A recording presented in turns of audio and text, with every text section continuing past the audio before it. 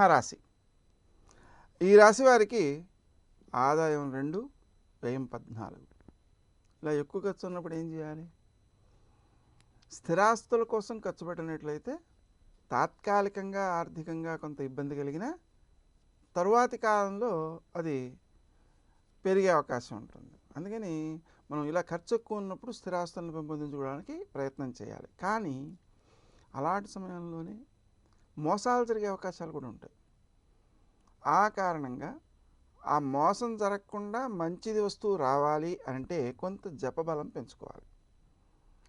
మనం ఇల్లు కొందాము అని కనుక నిర్ణయించుకున్నట్లయితే చింతామణి గృహాంతస్థ శ్రీమన్నగరనాయక అనే మంత్రజపం చేసుకుంటూ ప్రయత్నం చేస్తే అనుకూలమైన వాస్తుబద్ధమైన ఆనందకరమైన ఇల్లు లభిస్తుంది. ఒకవేళ స్థలం కొందాము అని నిర్ణయించుకున్నట్లయితే శ్రీ వరాహాయ ధరణ్యుద్ధారకాయ నమః అనే మంత్రాన్ని కనుక జపం చేసుకుంటున్నట్లయితే మంచి స్థలం లభిస్తుంది. అలాగే మనకు గౌరవం 2, అవమానం 2. మరి గౌరవం పెరగాలంటే ఏం చేయాలి?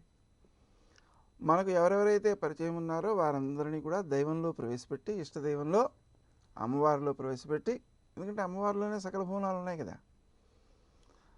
అలా ప్రవేశపెట్టిన తర్వాత జనని కనకరుష్టిం దక్షిణాం తే అర్పయామి అనే రూపంలో ఆ మంత్రంతో ఆ భావనతో బంగారు వర్షాన్ని అమ్మవారు కురిపిస్తున్నట్టుగా భావన చేయాలి. దీనివలన పలు రకాల ప్రయోజనాలు: 1, గౌరవం పెరగడం; 2, చుట్టూ ఉండే వ్యక్తులతో అనుకూలత సంభవించడం; 3, మనకెవరైనా సొమ్ములు ఇవ్వాల్సి వస్తే ఇచ్చేసేయగలగడం, ఇచ్చేయడం, బాకీలు వసూలైపోవడం. ఇంకొక ప్రయోజనం కూడా ఉంది. ఏమిటది అంటే, మనం ఆ విధంగా చేయడం ద్వారా అందరి నుంచి అనుకూలత పెరగడంతో పాటుగా సకల రుణములు తీరడంతో పాటుగా, సకల రుణాలంటే అర్థం ఏంటి? మనకి అప్పులు ఉండడమే కాదండి, ఇంకా కొన్ని నష్టాలు ఉంటుంటాయి. అంటే పితృరుణం, మాతృరుణం మొదలైనవి తీర్చుకోనందువలన మరల జన్మలు ఏర్పడుతుండడం, వాళ్ళ శాపాలు తగులుతుండడం, లాంటి పితృశాపం అని మాతృశాపం అని ఇలాంటివన్నీ, వాటినన్నింటినీ కూడా జయించే రీతిలో ప్రయోజనాలు సిద్ధించడానికి కూడా ఇది పనిచేస్తుంది. ఇలా అన్ని రుణాలు తీరడం వల్ల, అంటే భౌతికమైన రుణాలు, ఆధ్యాత్మికమైన రుణాలు కూడా తీరడం వల్ల మోక్ష ప్రాప్తికి అర్హత సిద్ధిస్తుంది. కాబట్టి ఈ జనన కనకవృష్టిం దక్షిణాం తే అర్పయామి ఈ మంత్రాన్ని చేసుకుంటుంటే బహుముఖ ప్రయోజనాలతో పాటు గౌరవం కూడా సిద్ధిస్తుంది. ఈ సింహరాశి ప్రస్తుతము రాహువు యొక్క స్థితి అక్కడ ఉంది. ఆగస్టు 17 తర్వాత ఆ గ్రహము వ్యయస్థానంలోకి వస్తాడు. వ్యయస్థానంలోకి రావడం వలన శ్రమకాలం, ధనం వేస్ట్ అవుతుండడం, అనవసరం ఖర్చులు అవుతుండడం ఇలాంటివి ఉంటాయి. అలాగే కేతువు కూడా ప్రస్తుతం 7వ స్థానంలో ఉండి సామాజిక సంబంధాలను కొంత ఇబ్బంది పెడుతుంటాడు. తరువాతి కాలంలో షష్ఠంలోకి వస్తాడు. షష్ఠంలోకి వచ్చినప్పుడు శుభ ఫలితాలే ఉంటాయి. కాబట్టి ఈ రాహువు మొదలైనటువంటి వారి వలన ఇబ్బందులు లేకుండా ఉండడం కోసం శ్రీ దుర్గాయే నమః అనే మంత్రాన్ని జపించుకుంటే ఉత్తమ ఫలితాలు సిద్ధిస్తాయి, అనుకూలతలు సిద్ధిస్తాయి, కష్టాలు తొలగిపోతాయి. అలాగే గురుడు ప్రస్తుతం ద్వితీయంలో ఉన్నాడు. సెప్టెంబర్ 12 తర్వాత తృతీయంలోకి వస్తాడు.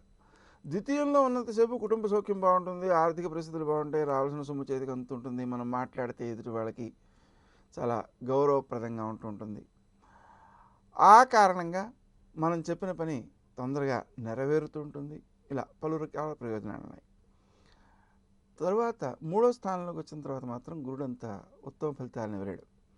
అందువలన శ్రీదత్త శరణం మమ అనేటువంటి మంత్రాన్ని జపించుకుంటూ ఉన్నట్లయితే ఆ గురునికి సంబంధించినటువంటి దోషం తొలగడంతో పాటుగా మరికొన్ని కొత్త ప్రయోజనాలు ఉంటాయి. దత్తాత్రేయుని మనం స్మరించడం ద్వారా ప్రకృతి నుంచి, మన చుట్టూ జరిగే సంఘటనల నుంచి, చుట్టూ ఉండే వ్యక్తులు చేసే క్రియల నుంచి కూడా మనం జ్ఞానాన్ని పెంపొందించుకోగలుగుతాం. తద్వారా ఒక యాక్సిడెంట్ చేశాడు వాడు, అది చూసాం, దానిలో ఏం చేయొచ్చు? భయపడవచ్చు, రోడ్డు మీద జాగ్రత్తగా ఉండాలని నేర్చుకోవచ్చు, లేదా వాడి తప్పని తిట్టచ్చు. కానీ ఈ తిట్టినందువల్ల ప్రయోజనం లేదు, భయపడినందువల్ల నష్టం ఎక్కువ ఉంది.